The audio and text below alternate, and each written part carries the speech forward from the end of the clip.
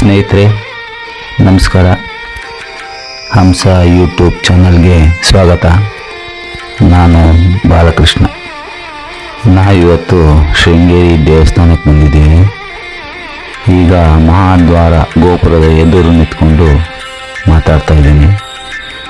ಇಲ್ಲಿ ನಿಮಗೆ ನೋಡ್ತಾ ಇರೋದು ಪೇಟೆ, ಹಾಗೆ ಗೋಪುರ, ಎತ್ತರವಾದ ಗೋಪುರ ಇರೋದ್ರಿಂದ ಸ್ವಲ್ಪ ದೂರದಿಂದ ವಿಡಿಯೋ ಮಾಡಿದ್ದೀನಿ.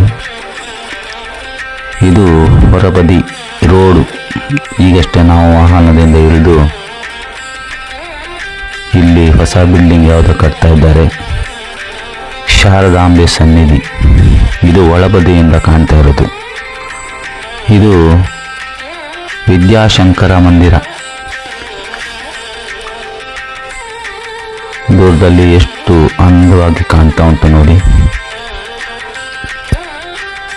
ಸುಂದರವಾದ ಕಟ್ಟಡಗಳು, ನವಗ್ರಹ ಮಂದಿರ, ತುಂಬ ಅಂದವಾದ ಪೇಂಟ್ ಮಾಡಿದ್ದಾರೆ.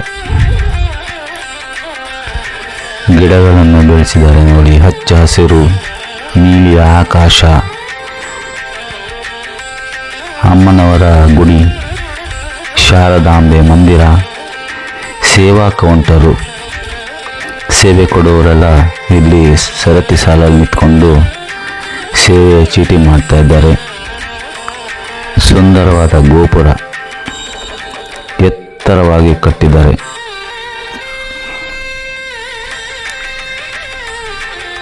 ಎಷ್ಟು ಅಂದವಾಗಿದೆ ನೋಡಿ.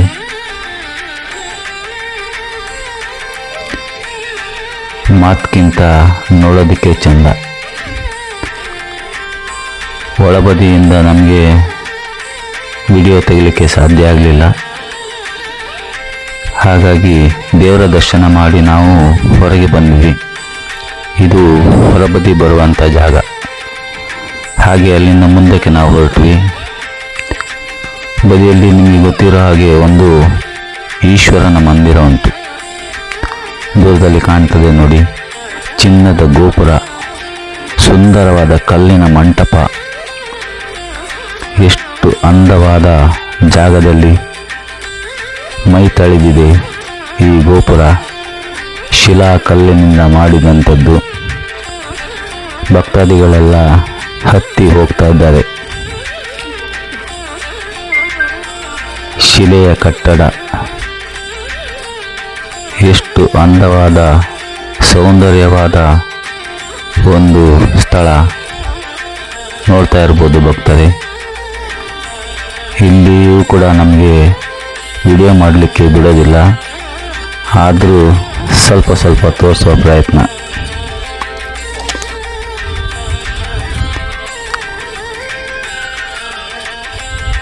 ಎಲ್ಲ ಬದಿಯಿಂದನೂ ಅಂದವಾದ ದೃಶ್ಯ.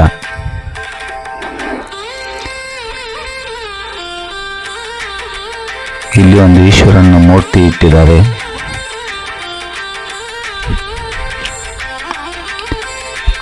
ನೋಡಿ,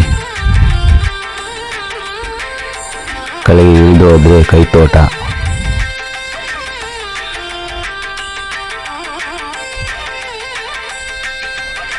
ಕಲ್ಲಿನ ಆನೆಗಳು, ಮುಂದೆ ಕೈತೋಟ.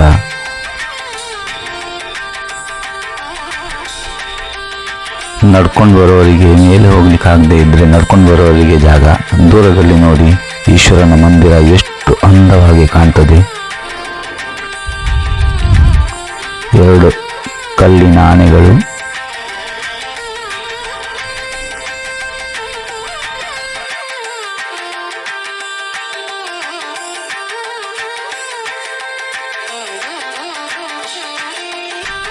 ತೋರಣ ಗಣಪತಿ. ಬದಿಯಲ್ಲಿ ಒಂದು ಚಂದವಾದ ಕಲ್ಲಿನ ಮಂಟಪದಲ್ಲಿ ಪೇಂಟಿಂಗ್ ಮಾಡಿದ್ದಾರೆ ಗೋಪುರ. ಎತ್ತರವಾದ ಸ್ಥಳದಲ್ಲಿ ಗಣಪತಿಯ ಮಂದಿರ. ಸುತ್ತಲೂ ತೆಂಗಿನ ತೋಟ, ಕೈತೋಟ, ದೂರದಲ್ಲಿ ಗೋಪುರ. ಭಕ್ತಾದಿಗಳೆಲ್ಲ ದರ್ಶನ ಮಾಡಿ ನೋಡ್ಕೊಂಡು ಹೋಗ್ತಾ ಇದ್ದಾರೆ. ವಾತಾವರಣ ಮೋಡದ ಹಾಗೆ ಕಾಣ್ತದೆ. ತುಂಬ ತಂಪಾದ ವಾತಾವರಣ. ಆಗಾಗ ಮಳೆ, ಆಗಾಗ ಮೋಡ. ನೋಡಲು ಎರಡು ಕಣ್ಣು ಸಾಲದು. ನೀವೆಲ್ಲ ನೋಡಿರ್ಬೋದು ಅಂತ ಅಂದ್ಕೊಂಡಿರ್ತೀನಿ. ನೋಡದೇ ಇರೋರು ಶೃಂಗೇರಿಗೆ ಬಂದು ಅಮ್ಮನವರ ದರ್ಶನ ಮಾಡಿ ಅಮ್ಮನವರ ಕೃಪೆಗೆ ಪಾತ್ರರಾಗಿ.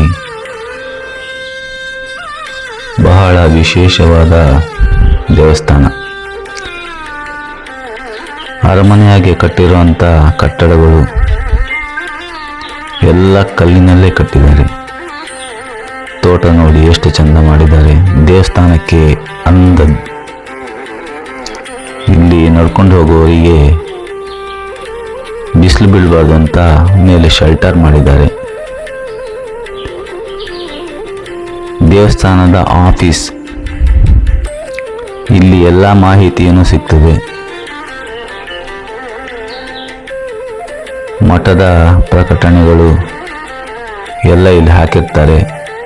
ಏನು ಬೇಕಾದರೂ ಇಲ್ಲಿ ವಿಚಾರಣೆ ಮಾಡ್ಬೋದು. ರಿಸೆಪ್ಷನ್. ಬಂದು ಉಳ್ಕೊಳ್ಳೋರಿಗೂ ವ್ಯವಸ್ಥೆಯೂ ಉಂಟು. ವಿಚಾರಣೆ ಮಾಡಿದರೆ ಗೊತ್ತಾಗ್ತದೆ. ಎಷ್ಟು ಅಂದವಾದ ಕಲ್ಲಿನ ಕಟ್ಟಡ ನೋಡಿ. ಮೈಸೂರಲ್ಲೂ ಇದೇ ಥರ ಕಟ್ಟಡಗಳು ಕಾಣ್ಬೋದು. ಅದೇ ರೀತಿ ಇಲ್ಲಿ ಒಂದಲ್ಲ ಒಂದು ರೀತಿಯ ಕೆಲಸ ನಡೀತಾನೆ ಇರ್ತದೆ. ನೋಡಿ, ಯಾವುದೋ ಒಂದು ಕಟ್ಟಡವನ್ನು ಮಾಡ್ತಾನೆ ಇದ್ದಾರೆ.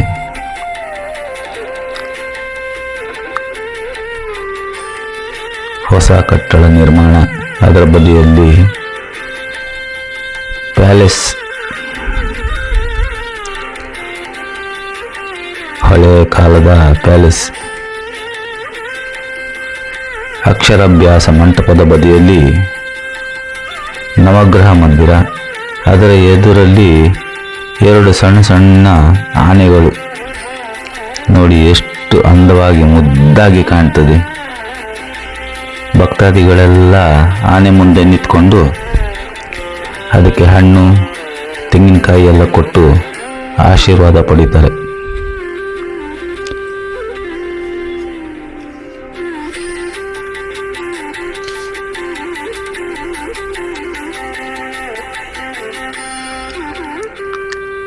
ಬಿಸಿಲಿಲ್ಲ, ಮೋಡದ ವಾತಾವರಣ ಆಗಿರೋದ್ರಿಂದ ಭಕ್ತಾದಿಗಳು ಆರಾಮದಲ್ಲಿ ಬಂದು ಆಚೆ ಈಚೆ ಹೋಗ್ತಾ ಇದ್ದಾರೆ.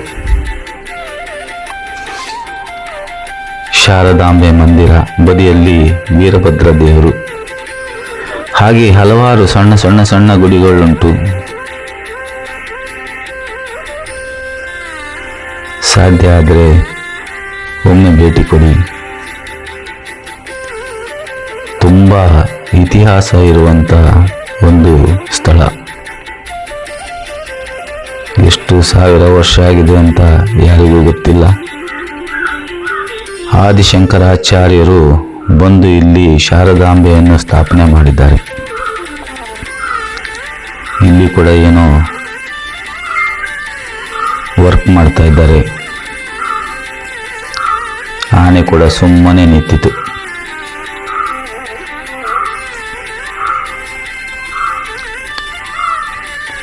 ವಾಗ್ದೇವಿ ಅಕ್ಷರಾಭ್ಯಾಸ ಮಂಟಪ. ಮಕ್ಕಳಿಗೆ ಶುರು ಅಕ್ಷರಾಭ್ಯಾಸ ಮಾಡುವುದರ. ಇಲ್ಲಿ ವೀರಭದ್ರ ದೇವರ ಗುಡಿ.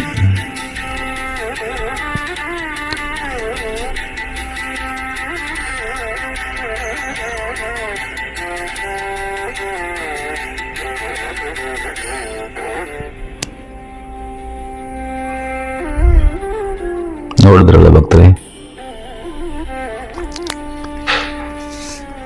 ಶಾರದಾಂಬೆಯ ದರ್ಶನ ಮಾಡುವ. ಒಳಗೆ ಹೋಗಲಿಕ್ಕೆ ಸಾಧ್ಯ ಇಲ್ಲ. ನೋಡಿ, ಇಲ್ಲೇ ಬೋರ್ಡ್ ಹಾಕಿದ್ದಾರೆ, ವಿಡಿಯೋ ಚಿತ್ರೀಕರಣ ಮಾಡಲಿಕ್ಕಿಲ್ಲ ಅಂತ. ನಾನು ಹೊರಬದಿಯಿಂದನೇ ಝೂಮ್ ಮಾಡಿ ನಿಮಗೆ ತೋರಿಸುವ ಪ್ರಯತ್ನ ಮಾಡ್ತೀನಿ. ಎಷ್ಟು ಕಾಣ್ತದೋ ಗೊತ್ತಿಲ್ಲ. ಕಾಣಿಸಿದ್ರೆ ಅಮ್ಮನವರಿಗೆ ಒಂದು ಭಕ್ತಿಯಿಂದ ನಮಸ್ಕಾರ ಮಾಡಿ.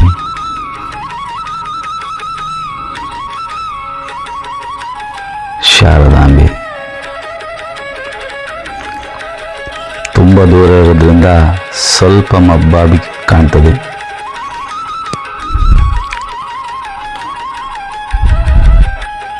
ಒಳಬದಿ ತುಂಬ ಅಂದವಾಗಿ ಉಂಟು.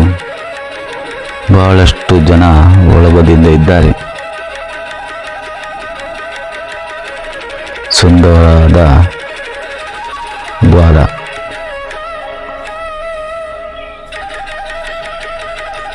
ಆನೆಗಳನ್ನು ಕರ್ಕೊಂಡು ಪೇಟೆಗೆ ಹೋಗ್ತಾ ಇದ್ದಾರೆ.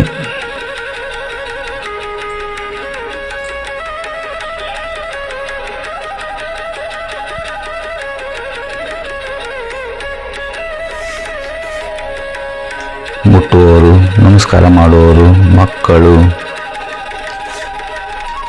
ಪಾಪದ ಆನೆಗಳು.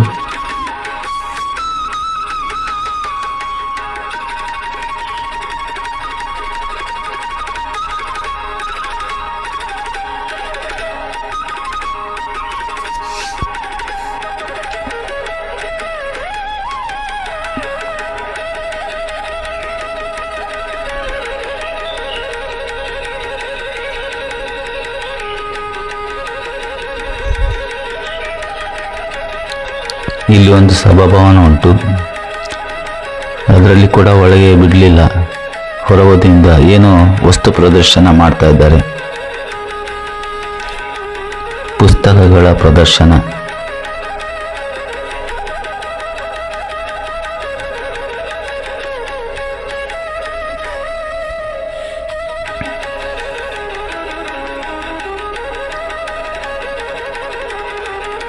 ಎಷ್ಟು ಸುಂದರವಾದ ಸ್ಥಳ. ಎತ್ತರವಾದ ಒಂದು ಕಲ್ಲಿನ ಕಂಬ.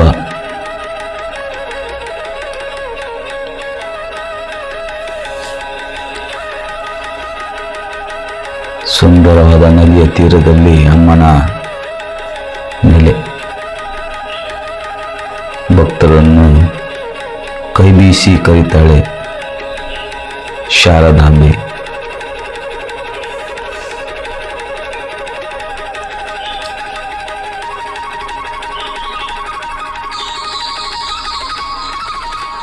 ನಾವು ಹೋದಾಗ ಅಷ್ಟು ಜನ ಇರಲಿಲ್ಲ. ವಿದ್ಯಾಶಂಕರ ದೇವಾಲಯ. ಸುಂದರವಾದ ಕಲ್ಲಿನ ಕೆತ್ತನೆಗಳು. ನಾವು ಹೇಳೋದಕ್ಕಿಂತನೂ ಸ್ವತಃ ಬಂದು ನೋಡಿದರೆ ಅದರ ಅನುಭವ ಇನ್ನೂ ಚಂದ. ವರ್ಣನೆ ಮಾಡಲಿಕ್ಕೆ ಸಾಧ್ಯ ಆಗದೇ ಇರುವಂಥದ್ದು. ಎಲ್ಲ ಕಲ್ಲಿನ ಮೆಟ್ಲು. ನೆಲದಿಂದ ಕೂಡ ತರತರವಾದ ಚಿತ್ರವನ್ನು ಬಿಡಿಸಿದ್ದಾರೆ ನೋಡಿ. ಆ ಕೆಳಗಿನ ಇದರಲ್ಲಿ ಆನೆ, ಕುದುರೆಗಳು, ಸಣ್ಣ ಸಣ್ಣ ಸಣ್ಣ ಆ ಕೆತ್ತನೆ ಕೆಲಸಗಳು ನೋಡಲಿಕ್ಕೆ ತುಂಬ ಖುಷಿ ಆಗ್ತದೆ. ಆದರೆ ಯಾವ ರೀತಿ ಅದನ್ನು ಕೆತ್ತಿದ್ದಾರೆ ನೋಡಿ. ಎಷ್ಟು ತರತರವಾದ ಮೂರ್ತಿಗಳು, ಆ ಸುಂದರವಾದ ಕೆತ್ತನೆ, ಆ ಕಲಾವಿದನ ಕೈಚಳಕ ತುಂಬ ಅದ್ಭುತ. ಎಷ್ಟು ಸಮಯ ಇದನ್ನು ಶ್ರಮಪಟ್ಟು ಮಾಡಿದ್ದಾರೆ ನೋಡಿ. ಈ ಅಂದವಾದ ಒಂದು ಕೆತ್ತನೆಗಳು, ಎಷ್ಟು ರೀತಿಯಾದ ಮೂರ್ತಿಗಳು, ಎಷ್ಟು ಚಂದವಾದದ್ದು. ಆ ಕಲ್ಲಿನಲ್ಲೇ ಮಾಡಿರುವಂಥ ಒಂದು ಚೈನು, ಸರಪಳಿ. ಎತ್ತರವಾದ ಜಾಗದಲ್ಲಿ ಹತ್ತಿಕೊಂಡು ಹೋಗಬೇಕು. ಸಣ್ಣದಾದ ದ್ವಾರ. ಆ ದ್ವಾರದ ಒಳಗೆ ಹೋದರೆ 10 ಕಂಬಗಳು. ಆ ಕಂಬಗಳು, ಒಂದೊಂದು ಕಂಬಗಳು ಒಂದೊಂದು ಕಥೆಯನ್ನು ಹೇಳ್ತದೆ. ಯಾಕೆ ಅಂದರೆ ಆ ಸೂರ್ಯ ಒಂದೊಂದು ತಿಂಗಳಲ್ಲಿ ಒಂದೊಂದು ಕಂಬಕ್ಕೆ ಬಂದು ಅವನ ಬೆಳಕು ಬೀಳ್ತದಂತೆ. ಅದನ್ನು ನೋಡಬೇಕು. ಆದರೆ ಒಳಬದಿಯಲ್ಲಿ ಚಿತ್ರೀಕರಣ ಇಲ್ಲ. ಈಶ್ವರನ ಮೂರ್ತಿ ಎಷ್ಟು ಅದ್ಭುತವಾದ ಕೆತ್ತನೆ, ಎಷ್ಟು ಚಂದವಾಗಿ ಕಾಣ್ತದೆ. ಸಾವಿರಾರು ವರ್ಷದಿಂದ ಮಳೆ, ಗಾಳಿ, ಬಿಸಿಲಿಗೆ ಒಣಗಿ ಆದರೂ ಅದರ ಅಂದ ಹಾಳಾಗಲಿಲ್ಲ. ಅಮ್ಮನವರು ಭಕ್ತರಿಗೆ ದರ್ಶನ ಕೊಟ್ಟ ಜಾಗ ಅಂತ ಹೇಳ್ತಾರೆ. ಎತ್ತರವಾದ ಗೋಪುರ, ಮಳೆ ಮಳೆ ಬಂದು ಈಗಷ್ಟೇ ನಿಂತಿದೆ. ಅದರ ಮೇಲೆ ಆ ಪಾಚಿ ಕಟ್ಟಿದೆ, ಅದನ್ನು ಕ್ಲೀನ್ ಮಾಡಿದರೆ ಮತ್ತು ಅಂದವಾಗಿ ಕಾಣ್ತದೆ. ಇಲ್ಲಿ ನದಿ, ಮಠಕ್ಕೆ ಹೋಗುವಂಥ ಈ ಸೇತುವೆ, ದೂರದಲ್ಲಿ ಈ ಸೇತುವೆಯಿಂದ ಆಚೆ ಹೋದರೆ ಸ್ವಾಮಿಗಳ ಸ್ಥಾನ, ಮಠ ಅಲ್ಲಿ ಇರ್ತಾರೆ. ನದಿಯಲ್ಲಿ ನೀರು ಬಹಳಷ್ಟು ಕಮ್ಮಿಯಾಗಿದೆ. ಮೋಡದ ವಾತಾವರಣ ಇರೋದ್ರಿಂದ ಮಳೆ ಬರುವ ಸಾಧ್ಯತೆಯೂ ಉಂಟು. ನಿರ್ಮಲವಾದ ನದಿ ನೋಡಿ ಎಷ್ಟು ಚಂದ ಹಸಿರಿನಿಂದ ಕಂಗೊಳಿಸ್ತಾ ಉಂಟು. ಮೊದಲು ಓಪನ್ ಆಗಿತ್ತು, ಈಗ ಬಲೆ ಹಾಕಿದ್ದಾರೆ. ಸುತ್ತ ಈ ಗೋಪುರಕ್ಕೆ ಬಾಗಿಲುಗಳುಂಟು. ಪೂರ್ವ, ಪಶ್ಚಿಮ, ಉತ್ತರ, ದಕ್ಷಿಣ.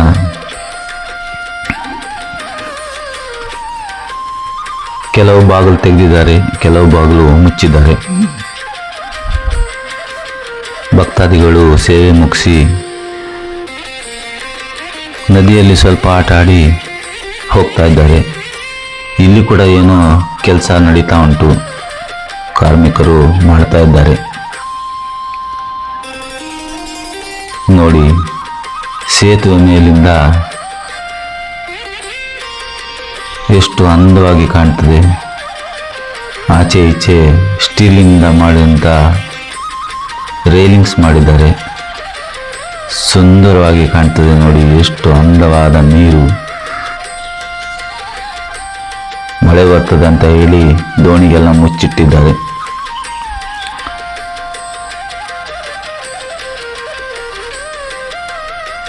ಸುಂದರವಾದ ಹಸುರಿನ ತಾಣ.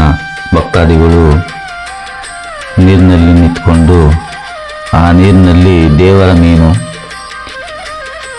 ಕಾಲಿಟ್ಟು ನಿಂತ್ಕೊಂಡು ನೋಡ್ತಾ ಇದ್ದಾರೆ. ಮೊದಲು ಇರಲಿಲ್ಲ, ಅಪಾಯದ ಸಾಧ್ಯತೆ ಇರೋದ್ರಿಂದ ಅದಕ್ಕೆ ರೈಲಿಂಗ್ಸ್ ಹಾಕಿದ್ದಾರೆ. ಮಡಿಯಾಗುವವರು ಅಲ್ಲಿಯೇ ಸ್ನಾನ ಮಾಡಿ ಬರ್ಬೋದು.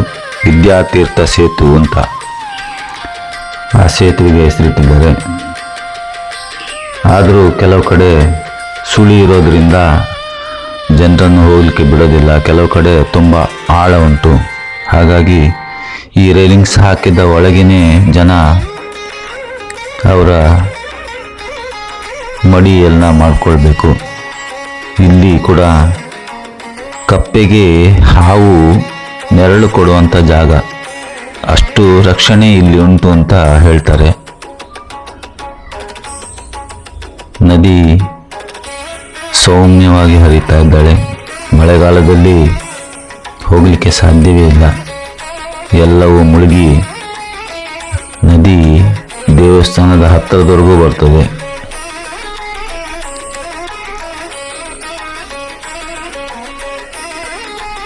ಹಲವಾರು ದೇವರ ಮೀನುಗಳು,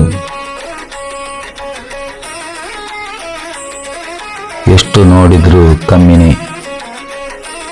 ಆ ಜಾಗವನ್ನು ಬಿಟ್ಟು ಬರಲಿಕ್ಕೆ ಮನಸ್ಸೇ ಆಗೋದಿಲ್ಲ. ಯಾರಿಗೆ ಇಷ್ಟ ಇಲ್ಲ ಹೇಳಿ ನೀರು.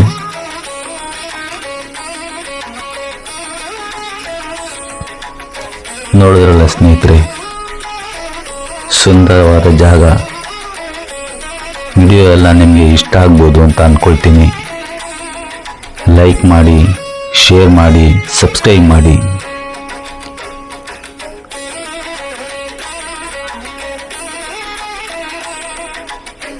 ಮೆಟ್ಲಿಂದ ನದಿಯ ನೀರು ಹೇಗೆ ಕಾಣ್ತದೆ ನೋಡಿ. ಎತ್ತರವಾದ ಜಾಗ ಇದ್ದರೂ ಸಹ ಅಷ್ಟು ನೀರು ಮೇಲೆ ಬಂದು ದೇವಸ್ಥಾನದವರೆಗೂ ಬರುವಂಥ ಸಮಯ ಇರ್ತದೆ ಒಂದೊಂದು ಸಾರಿ.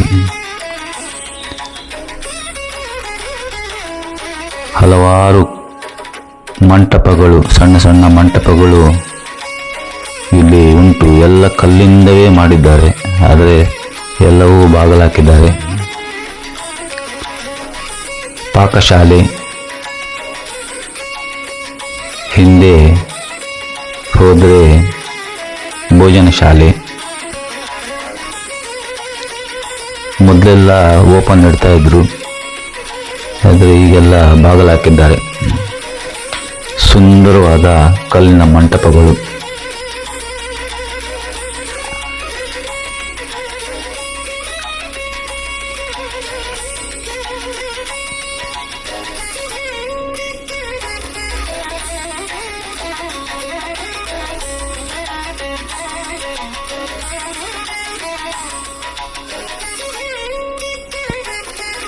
ಹಲವಾರು ಮಂಟಪಗಳು ನೋಡ್ಲಿಕ್ಕೆ ಸಿಗ್ತವೆ.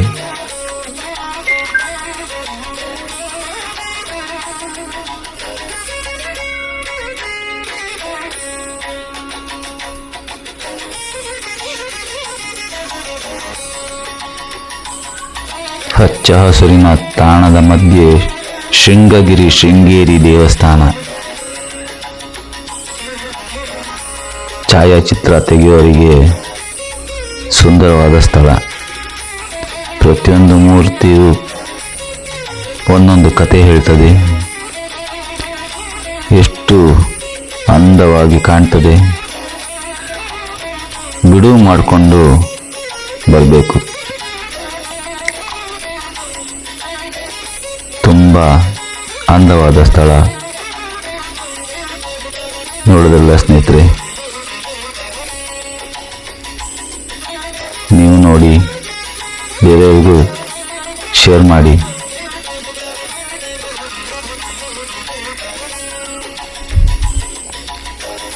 ನೀವು ಬನ್ನಿ, ಬೇರೆಯವ್ರನ್ನೂ ಕರ್ಕೊಂಡು ಬನ್ನಿ. ಎಲ್ಲರೂ ನೋಡಲಿ. ಆ ದೇವರು ಎಲ್ಲರಿಗೂ ಒಳ್ಳೇದು ಮಾಡಲಿ.